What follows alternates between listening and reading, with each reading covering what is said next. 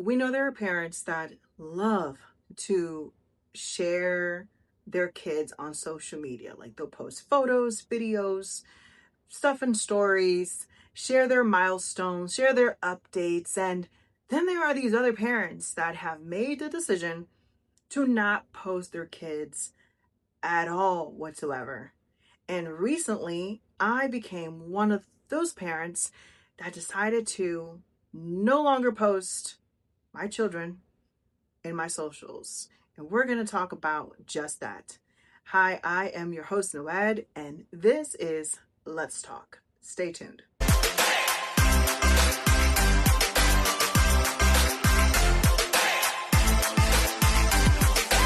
Okay, before I continue on, before I go further into this topic, I'm going to let you know that, hey, I'm not an expert on parenting. I'm not here to advocate from one side versus the other. I'm simply going to be sharing my story and my experience as a mom and what led me to making this decision for me and my family. If you are new here and you have no context as to who in the world I am, well, my name is Noed, and I am the mom of two teenagers. They are 16 and 17 years of age. And I would say I have had some involvement in social media since MySpace was a thing. Yes, I used to have a MySpace. And then some time passed, and somewhere around 08 or 09, I got a Facebook because that's just the thing that you did. But I didn't really have access to a smartphone or internet in my home. So it wasn't something that I would continually on a regular would post on. However, fast forward to 2021, around the month of May, I actually went full throttle on social media, but I wasn't doing any videos. These were all pictures. I was in a season of life where I had the opportunity to start over, start fresh post-trauma. So I was in my new place, in a new season, and I had a lot of healing to do. And one of the things that I did for myself, something that I thoroughly enjoy, was I would capture things that I would do. For instance, I started off with an apartment and had absolutely, I'm not say absolutely nothing to furnish it, but it was pretty bare bones. So I would go thrifting, find things here and there to decorate my house, or if I would find a hack or a little bit of cleaning, I would post it. And then I really got into plants. That was something and a hobby that really helped me with my healing journey. So I would capture that. So my kids at the time were 9 and 10. And yeah, they got pretty used to mom capturing things, mom taking pictures, mom posting on social media. And then it went from pictures to videos. Once I uncovered like trending audios and things like that, I didn't have a niche or anything. I was just doing this for fun. And pretty quickly, my own kids got into making their version of a content. Like they started making their own content, and it would be something that was pretty silly in the house. We would blur out quiet on the set. And if somebody were to blur out in the house quiet on the set, we knew that meant, hey, shush, like somebody's recording something. So my kids have had exposure to content creating for quite a few years, and I used to post them. Sometimes we would do a little dance together. They would pop up here and there. They were pretty receptive and pretty open to it. Not to mention, I would share family photos on social media. So if it was like back to school pictures, or if one of them graduated middle school, or it was Mother's Day, whatever it was, or like Christmas, there would be a picture of the three of us and I will post it. It was a thing. Not a big deal. They knew it was coming. They knew, hey, we're not fighting mom on taking a picture with her. They know major holidays, major milestones. We're taking a picture with mom. We're going to capture this moment. And then I would proceed to post it. And one of the benefits of posting it especially on Facebook, is the fact that I have extended family that live in Puerto Rico. I don't live in Puerto Rico, and there's a lot of these extended family members that I haven't seen in 20 plus years. So being able to post updates on the kids and their pictures, that's very helpful because, the family, they're missing out. My kids are not growing in their presence. So them being able to see, oh, these are Noed's kids, and look at that, they graduated middle school, they're now in high school, and this was them at Christmas. It's really very meaningful to said family members, and being able to just post and have them see it and experience it has been great. However, and this is where things started to take a turn.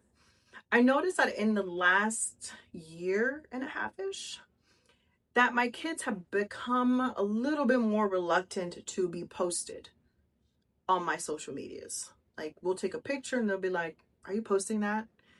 And that reluctancy really got me thinking about consent as it pertains to that. Like, do you not want your face on social media? How do you feel about having your face posted? How do you feel about being on my platform? Something that I hadn't previously asked them or previously considered as to how they would feel about it. Number two, I'm doing it also for security reasons. We are a family that has survived domestic violence. We don't have any contact with that said person, and we're not trying to have contact. We're not trying to have them have access, them or their extended relatives, because they're associated with them. So, people love to look up people online. And okay, you can see what I'm doing because this is what I'm supposed to be doing in this season, but I don't necessarily want you to have access to my children. Point blank, period. Like, and actually, they don't want you to have access to them. So I'm going to respect that. There's something so important about needing to feel safe. And when you don't feel safe, that's a problem. That's an issue. And I'm also thinking way into the future. I know that at some point my platform will get bigger. Things will expand. This is just what happens. You're planting, you're working towards something. At some point, it's going to expand. At some point, it's going to grow. And when that growth comes about, I don't need my kids to have that exposure unless they absolutely wanted to. Because that's dumb. And we live in a time where people really feel like they need to have a parasocial relationship with people they see on the internet. Like, even though you haven't met let's say a content creator, people end up trying to have this parasocial relationship with them. Kind of like, well, I know you. You don't. Just because I'm posting, just because I'm sharing a testimony, just because I'm sharing words of wisdom or creating content does not mean you have access to me and my kids, does not mean that you know me. I'm only showing you what I want to show you, but you don't know me. So there's always a cycle here and there. So I am preemptively going into protective mode, guarding my children and mine. Point blank, period. Because you never, ever know. Another reason why I did it is because the spaces that I have been in ministry spaces. And this began to happen, especially in the last 2 years, where my children being children felt like they couldn't be a normal teenager because they were not even being referred to as them. Like, they wouldn't be referred to as, so-and-so. Like, they wouldn't be called by their names. They would automatically be referred to as Ms. Noed's kids. And a lot of the times there was this expectation that, well, because your mom is who your mom is, that means you need to do that, or that means you need to carry yourself differently than the rest of the teenagers. And there could maybe possibly be some truth to that. We can debate that. That can be debated. But my kids are my kids, and they need room to figure out who they are. They need room to be able to make mistakes without having the world or even people within, let's say, church, to point at or add this extra pressure that they're not carrying my mantle. They're not carrying my calling. That's they have their own purpose.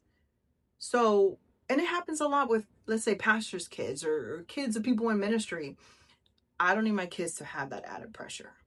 So what I have done is in my other platforms and even this one, I don't post them at all whatsoever. My Facebook, however, I'm still kind of figuring out what to do with that. I have privatized it in the time being, but I may just completely erase everything that is done from the platform. But I'm still thinking about it. But I had to clean house, and they are aware, and they seem actually pretty fine with it. Now I have had moments, because I know people have asked me, well, how do you talk about them? How do I not hide who I am as a mom or hide my kids while still keeping them private? One of the things that I have done is I've had interactions with them where you can hear their voice, but you don't see them. Sometimes they'll show a hand on the screen, but that's it. They're not showing their face at all. I did have one time with one of my children, like, they didn't mind me showing their face, but I did it so quick, like you couldn't even really see them. But yeah, you can still hear them. And then if I really wanted to, like, let's say, capture a picture, you can always do like a silhouette, maybe like part of the back of their heads, but that way their faces aren't being shown. And that is just what it is. And when I share milestones, I keep it very brief. Like, oh my goodness, let's say, I don't know, like my daughter's graduating next year. I don't know what that's going to look like, if she's going to be okay with me sharing at that point. But I could see myself, I don't know, maybe taking a picture with her cap and saying something like, I don't know, something along the lines like, it took what it took to get you here, et cetera, without really giving away her plans, without really giving away so much about her private life, because that is her private life. And that's that, but we are figuring it out, and I feel really good about it, because at the end of the day, I'm not doing parent content. Even though that is part of it, like I can do that, but I don't need their lives exposed or to be presented to the world. And I can sense that they are really enjoying that. And that's not to say that they're not on social media. They have private accounts, like you could never know it's them. And I'm respecting that. But yeah, let me know in the comments if you are a parent. Do you post your kids? Why do you post your kids?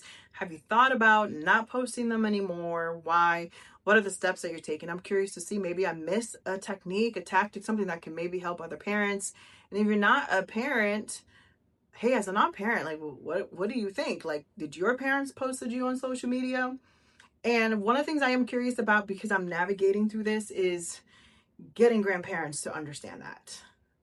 Because, the grandparents love to post grandbabies. But being able to say, hey, don't, for the most part, like my mom, which is the one grandparent that she on a regular basis posts stuff on social media. She knows or understands it best because of the security concerns. And so at least she's been respectful to post it privately. But even then, it's kind of getting them to understand it. So I'm curious, those of you who have opted into not sharing your kids on social media, how have you relayed that information to extended family members? How have you relayed that information to people at school? I know sometimes we sign waivers like, hey, I don't want my children in photographs. I don't da-da-da. How have you navigated those things? But I'll leave y'all with that. And till the next time. See you then.